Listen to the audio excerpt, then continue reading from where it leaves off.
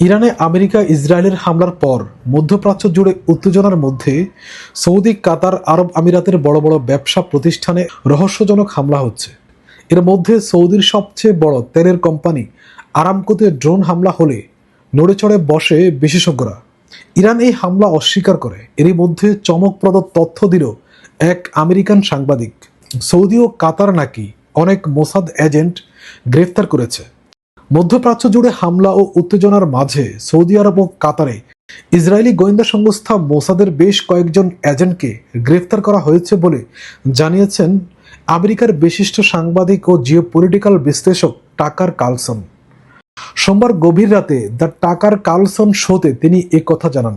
তিনি বলেন, এ বিষয়ে হয়তো এখনো প্রতিবেদন হয়নি, কিন্তু বাস্তবতা হলো সৌদি ও কাতার কর্তৃপক্ষ গত রাতে বেশ কয়েকজন মোসাদ এজেন্ট গ্রেফতার করেছে, যারা দেশ দুটিতে বোমা হামলা চালানোর পরিকল্পনা করছিল।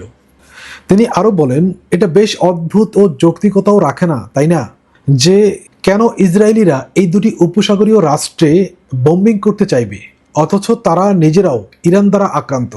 সৌদি, ইসরায়েল ও কাতার কি ইরান ইস্যুতে এক পক্ষ নয়? এই প্রশ্ন ছড়িয়ে দিয়ে তিনি নিজেই হেসে জবাবে বলেন, না, কখনোই নয়। ইসরায়েল ইরানের যেমন ক্ষতি করতে চেয়েছে, তেমনি কাতার, আরব আমিরাত, সৌদি, বাহরাইন, ওমান ও কুয়েতেরও চায়। এতে তারা সফল হয়েছে।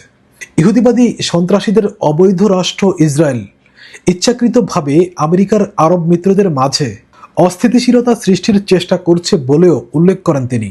আমেরিকার এই বিশিষ্ট সাংবাদিক ও জিওপলিটিক্যাল বিশ্লেষকের মন্তব্য এমন সময় এসেছে যখন আমেরিকা ইসরায়েলের ইরান আক্রমণকে কেন্দ্র করে মধ্যপ্রাচ্য জুড়ে উত্তেজনা তুঙ্গে পৌঁছেছে। সৌদি ও কাতারের তেল ও গ্যাস উৎপাদন কেন্দ্রে বিস্ফোরণের ঘটনা ঘটেছে, যার ফলে দেশ দুটি তাদের তেল ও গ্যাস উৎপাদন কার্যক্রম স্থগিত রাখার ঘোষণা দেয়।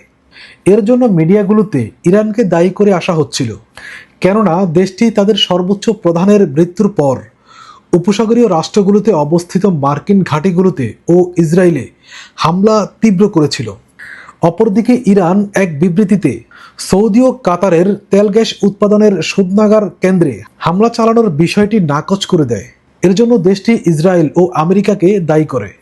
আরব রাষ্ট্রগুলোকে ইরানের বিরুদ্ধে উস্কে দিতে এবং মুসলিম বিশ্ব জুড়ে ব্যাপক সংঘাত ছড়িয়ে দেওয়ার লক্ষ্যে তারা দেশ দুটির এমন গুরুত্বপূর্ণ স্থাপনায় হামলা চালিয়েছে বলে অভিযোগ করে।